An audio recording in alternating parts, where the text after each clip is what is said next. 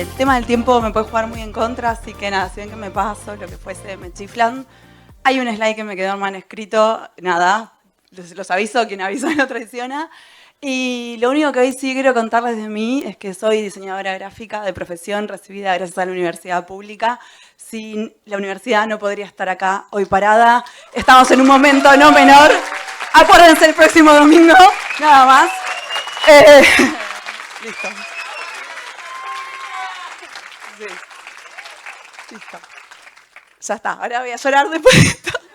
Y dicho esto, bueno, nada, quería hablar un poco de esto, ¿no? Como de Design Ops y de Research y cómo todo empieza a tener que ver con todo. ¿Alguno de ustedes, researchers en la sala? Por allá, mis amigos. Poquitos igual, bueno, así, bien, muy bien. Bueno, todos los que tengan ganas de opinar, para mí está buenísimo, charlemos, si no es como un embole yo sola hablando acá. Y Design Ops, procesos, ¿qué onda? ¿Qué saben? ¿Qué escucharon? ¿Qué se imaginan? Ni idea, bien, me gusta. Me gusta porque ya se te da como un marco de sorpresa, eso está bueno. Bueno, un poco lo que primero hablamos, si se escucha, es como procesos y estandarizar y hacer todo como más cuadrado de lo que hacemos y como que es justamente lo que uno quiere evitar cuando es diseñador y quiere como salir de esa caja.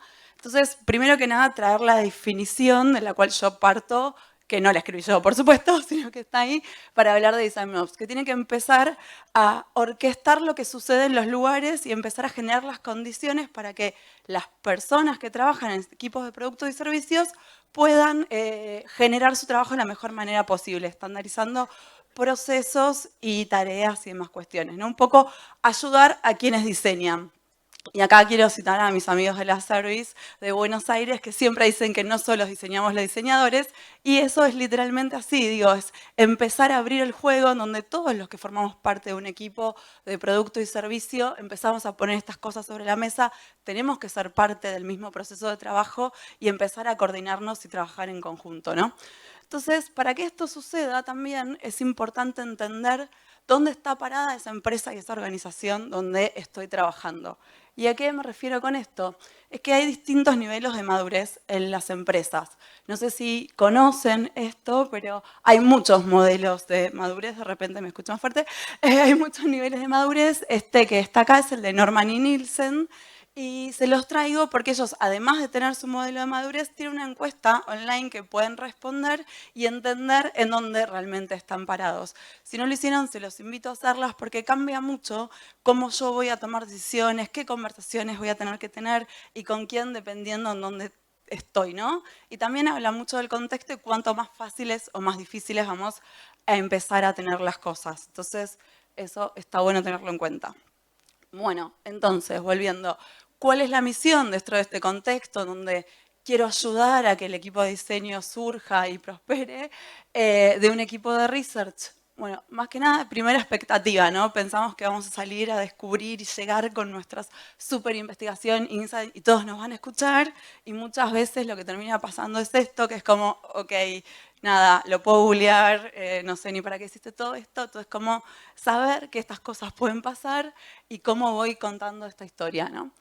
Entonces, un poco la intención es empezar a preparar el ecosistema para que todo suceda, ¿no? Vuelvo a lo mismo, vuelvo al trabajo en equipo, vuelvo a hacer que lo que buscamos es preparar el terreno para que las personas que diseñan puedan hacer su trabajo de la mejor manera posible y con ya discusiones ganadas, ¿no? Entonces, nuestro foco como Research Ops va a estar en personas, en mecanismos, en estrategias. Obviamente esto va a terminar en procesos. Y algo que sí quiero destacar, parece que es súper aburrido y que fiaca tener que hacer todo esto, pero la realidad es que no solo nos va a terminar agilizando el día a día y va a hacer que no tengamos que reinventar la rueda todo el tiempo, porque cada vez que empiezo una investigación, empiezo de cero a reclutar usuarios, empiezo de cero a pensar un guión y demás, sino que además nos obliga a ponernos creativos, porque esa faceta, ese lado B de la creatividad que por ahí no lo vemos, pero que está, que es, ok, ¿cómo hago para encontrar las personas que realmente necesito y que son las que tengo que hablar y que no son otras? Entonces, es darle una vuelta a lo que hacemos y es empezar a diseñar nuestro propio proceso de trabajo, nuestro propio journey y de cómo queremos construir ese día a día y que todos los que nos rodean realmente hagan y podamos construir en equipo. Entonces, nada, traje un caso, obviamente, para contarles, en el cual tuve la suerte y el privilegio de trabajar, que fue hace 2 años, más o menos en el 2021. Entré al equipo de DirecTV, que en ese momento estaba en pleno proceso de transformación digital y contratando muchas personas. Éramos un equipo de service designers, researchers, UXers, UI, muchísimos diseñadores entre contratados y consultora, internos y demás, más de 50, y a eso súmense el equipo que tenía cada diseñador, ¿no? Desarrolladores, POs y demás. Entonces era realmente muy complejo poder llevar eso a cabo y poder coordinar, sobre todo del lado de research, las investigaciones, ¿no? El volumen de testeos que hacíamos, la cantidad de usuarios que teníamos que contactar y cómo empezar a no repetirnos, ¿no? Esto fue como lo primero que nos preguntábamos, ok, ¿cómo hacemos para poder potenciar estas investigaciones? Que no todos salgamos a preguntar lo mismo, porque había ciertas preguntas básicas y pilares que tenían todas las personas y entonces terminábamos haciendo 3 veces la misma investigación. Entonces, ¿cómo poder potenciar esto, no pisarnos y hacer que surja lo mejor de cada equipo y de cada persona? Entonces, esto también es importante porque algo que nos pasó es decir, bueno, como equipo de diseño y de operaciones, ¿qué queremos ser en este contexto? ¿No? Y queremos justamente acompañar a las personas para poder potenciar su experiencia de trabajo y hacer algo que les sume, que les aporte y que no sea redundante. Y digo esto ¿por qué? Porque en un momento, es decir, hay un equipo de diseño, entonces va a ser un stopper y va a tener que tipo justificar y centralizar todo con ese equipo. No, todo lo contrario. Queríamos corrernos de ese lugar y poder brindarle las herramientas y potenciar a esos equipos para que hagan lo que tienen que hacer y no estar dependiendo de nosotros, justamente. Entonces empezamos a leer un montón de cosas, ver qué estaba pasando en el resto del mundo, de cómo hacían las cosas, y empezamos a llevar a la práctica todos los pilares de Research Ops, que son 6 básicamente, están totalmente relacionados entre sí y uno va llevando al otro inevitablemente. Así que la idea es como repasarlos y contarles cómo qué hicimos con cada una de esas cositas. La gestión de participantes suele ser lo más tedioso de todas las personas que investigamos, siempre tener que pedir una base de datos, llamar, reclutar a las personas, hablar con las personas, que es re loco porque es algo que nos encanta por un lado, pero por otro lado, llamar, coordinar, agendar y demás es una fiaca terrible.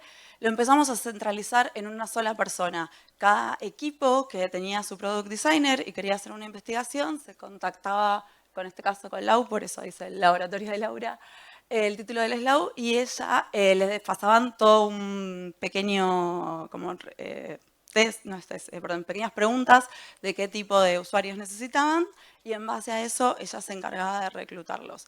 Sobre todo porque hacíamos aproximadamente 3 testeos de usabilidad por semana con 5 usuarios, o sea, más o menos 15 usuarios por semana. Si cada equipo hubiera tenido que hacer eso, hubiéramos llamado 10 veces a las mismas personas, básicamente. Entonces, está bueno poder centralizarlo y sacar esa carga que además, para quien está o haciendo el testeo para prototipar o empezando la investigación o haciendo el discovery y demás, suele ser súper tedioso y te saca del foco del día a día y termina siendo una tarea operativa.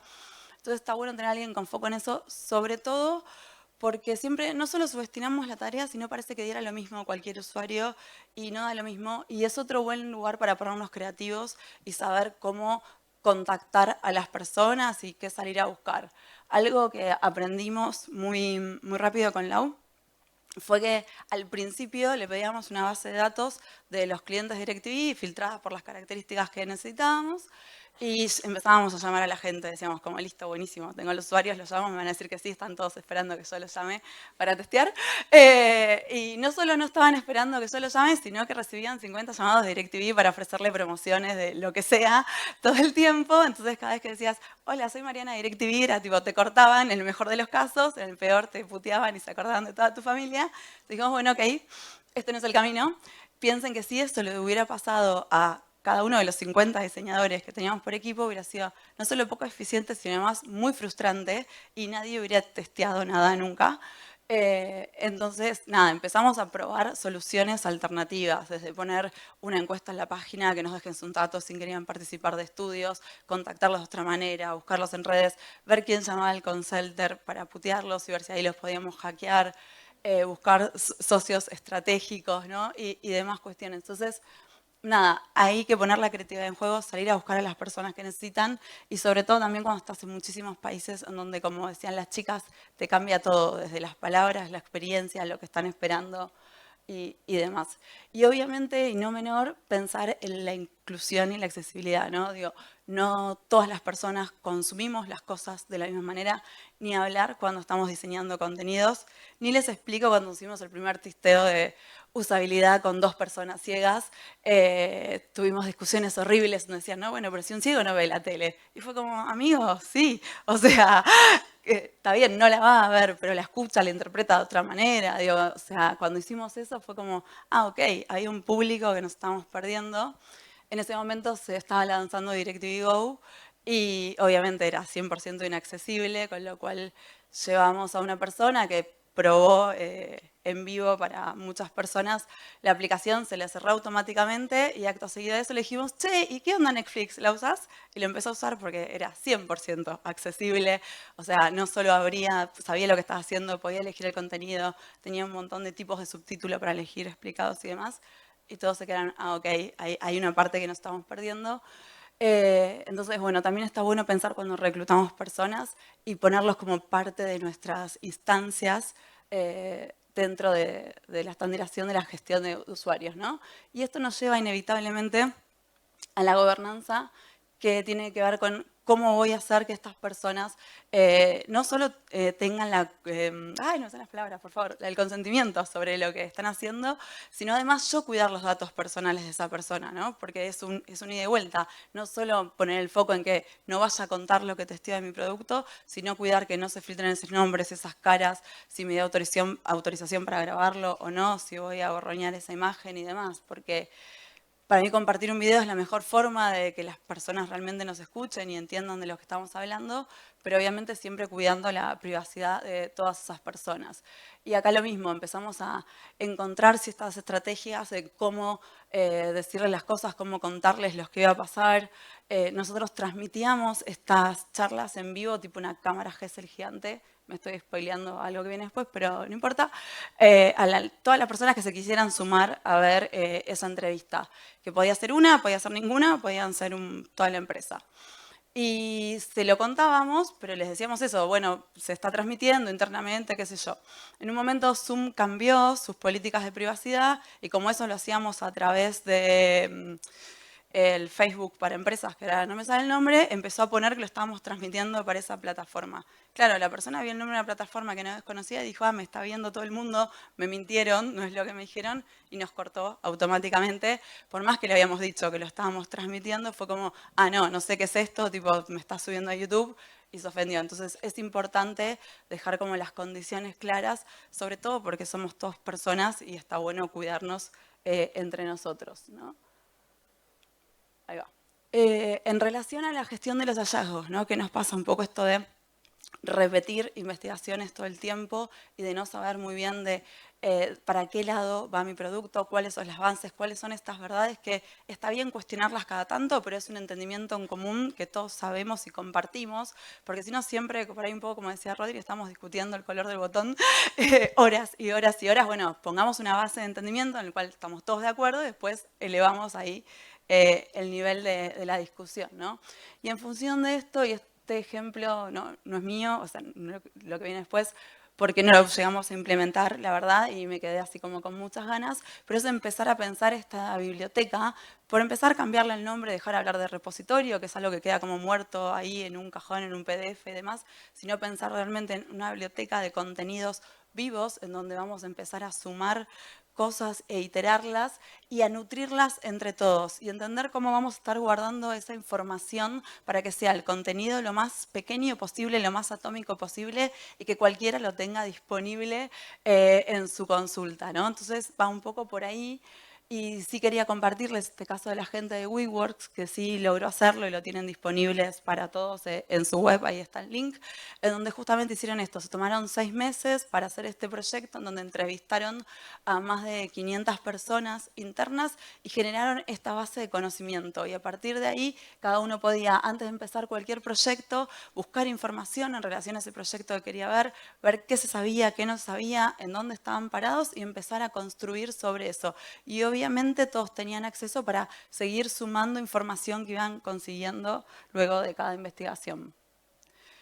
Lo que sí logramos hacer fue generar un sistema de arquetipos que sí nos permitió empezar a enriquecer este intento de biblioteca, en donde sí pudimos poner en común quién era la persona usuaria, cómo eran los tipos de contenido que consumían en ese momento las personas de Latinoamérica, lo hicimos con foco en toda la TAM, y nos sirvió para empezar a corrernos de la discusión, ¿no? En esta famosa frase de nosotros no somos el usuario y que a veces cuesta mucho llevarla a la práctica, cuando presentamos esto, el foco de DirecTV era, y supongo que sigue siendo, es el público deportivo. Digo, más de cara en 2021 todavía el Mundial no había sucedido, estábamos como queriendo poner mucho foco en captar personas para la transmisión del Mundial y demás, y el foco estaba en el hincha deportivo y demás. Cuando presentamos los arquetipos a todas las personas que construíamos el producto digital, lo primero que dijimos, bueno, ¿ustedes con cuál de todos estos se representan? Nadie eligió el arquetipo de deporte. Nadie. Nadie. Entonces fue como, bueno, listo, ya nunca más me digas yo como usuario, porque si querés salir a buscar al chabón que se va a juntar al partido en vez del café, que se junte en su casa con amigos y vean DirecTV, vos no vas a ser ese usuario nunca más. Entonces empezó a poner blanco sobre negro y entender de qué hablábamos cuando hablábamos de las personas usuarias y cuál era lo que motivaba a las personas a hacer las cosas. Tiki, ahí va. Herramientas. Bueno, esto también parece una obviedad porque todos usamos Figma, herramientas y demás cuestiones. Me quedan 6 minutos, voy a intentar correr. Pero un poco el objetivo tenía que ver con lo mismo, no reinventar la rueda todo el tiempo y decir, si ya hice una encuesta y usé Optimal Workshop, no usar Maze u otra herramienta que no me sirva y tener todas las encuestas desperdigadas por todos lados, sino saber, poder volver sobre el estudio anterior, poder hasta duplicarlo, entender qué quiero iterar y mejorar y empezar a unificar esa base de conocimiento y empezar a generar esa sinergia. En ese sentido, también empezamos a poner otras herramientas para empezar a interactuar con el Design System, con la gente de Content y entender cómo todo iba sumando y multiplicándose, ¿no? Y qué vamos a hacer con una herramienta y qué vamos a hacer con otra. Y algo no menor que logramos crear con todo el equipo de Design Ops y poniendo foco en las 3 disciplinas, Research, Content y UX, que tienen que ver con los principios de experiencia y cómo íbamos a empezar a contar esas historias. Porque si hablamos de usuarios, hablamos de arquetipos y entendemos el camino hacia el que queremos ir y cómo son esas personas, bueno, ¿cómo es esa experiencia que queremos contar?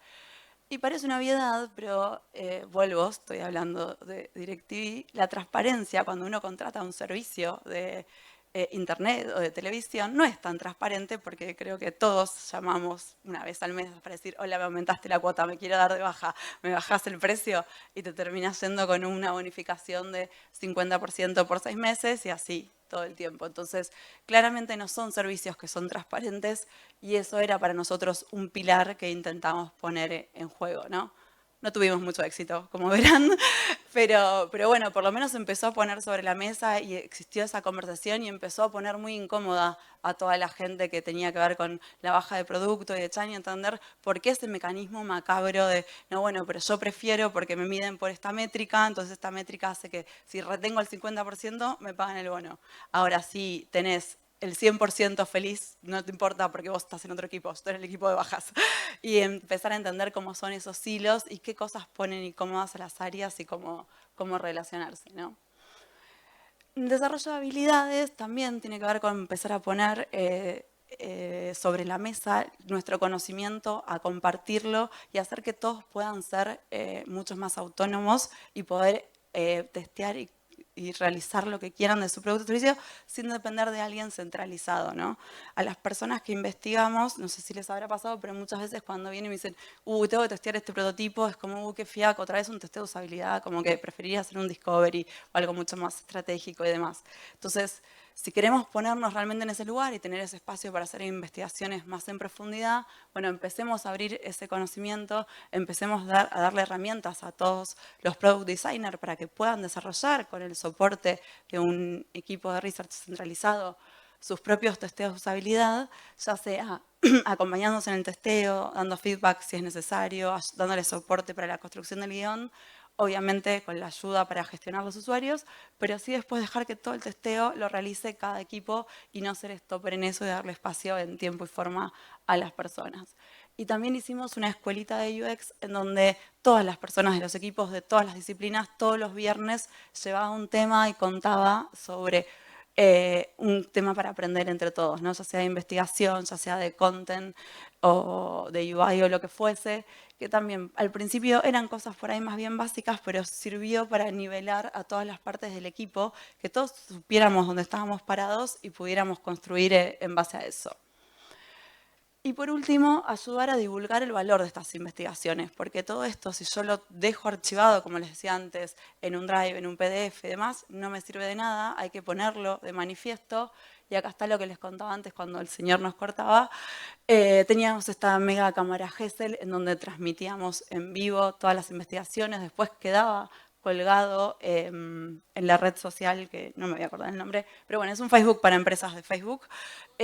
¿Cómo?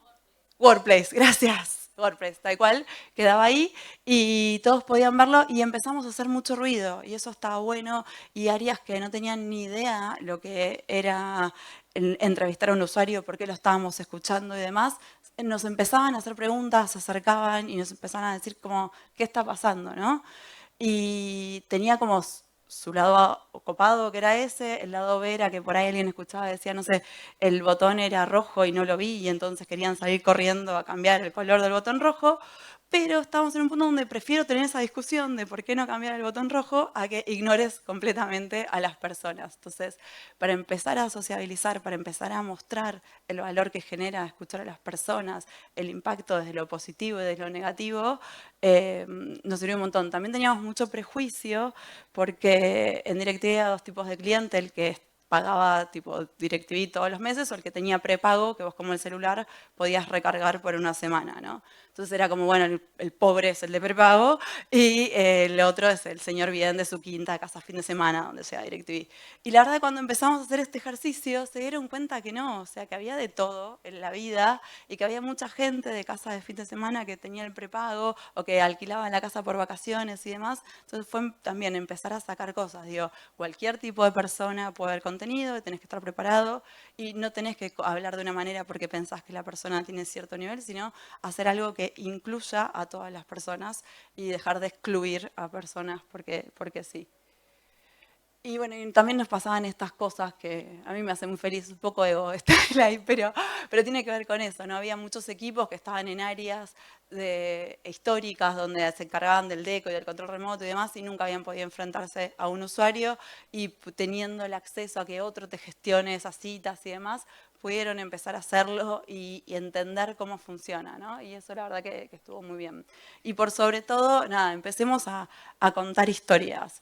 Creo que es la mejor forma de compartir los hallazgos y que realmente lleguen y tengan ese impacto, ¿no? Ponerlo en la voz de las personas y eso, poner el storytelling sobre la mesa y saber que tanto las investigaciones cuantitativas como cualitativas, por supuesto las cualitativas muchísimo más, pero los números también cuentan historias, también nos dicen cosas y podemos empezar a relatarlos, ¿no?